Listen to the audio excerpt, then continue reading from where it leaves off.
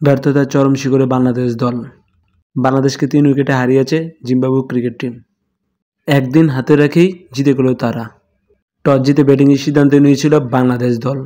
প্রথম ইনিংসে 191 রানে অল আউট হয়ে গিয়েছিল বাংলাদেশ দল। তারপর জিম্বাবুয়ে তাদের প্রথম ইনিংসে 273 রানে অল আউট হয়েছিল।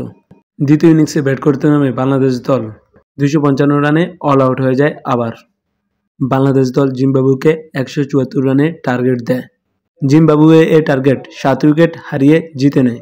দ্বিতীয় ইনিংসে মেহেদী হাসান মিরাজ নিয়েছেন 5 উইকেট। জিম্বাবুয়ে প্রথম দিন থেকেই তারা দাপুটে পারফরমেন্স করে যাচ্ছেন।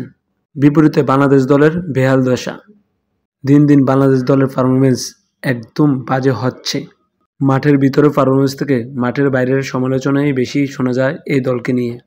দলবদ্ধভাবে পারফরমেন্স করছেন জিম্বাবুয়ে ক্রিকেট টিম, বিপরীতে বাংলাদেশ ক্রিকেট টিম ছন্নছাড়া। শান্তর অধিনায়কত্ব নিয়ে প্রশ্ন উঠতে পারে মুশফিকুর রহিমের এই পারফরমেন্সকে নিয়ে সমালোচনা। আরেকটি টেস্ট ম্যাচ অনুষ্ঠিত হবে কিছুদিন পর। বাংলাদেশ কি সেই ম্যাচে ঘুরে দাঁড়াতে পারবে তা সময়ই বলে দিবে। খেলাধুলার সকল তথ্য পেতে চ্যানেলটি সাবস্ক্রাইব করে পাশে রাখতে পারেন। চ্যানেলটি ঘুরে দেখুন, আশা করি আপনার ভালো লাগবে।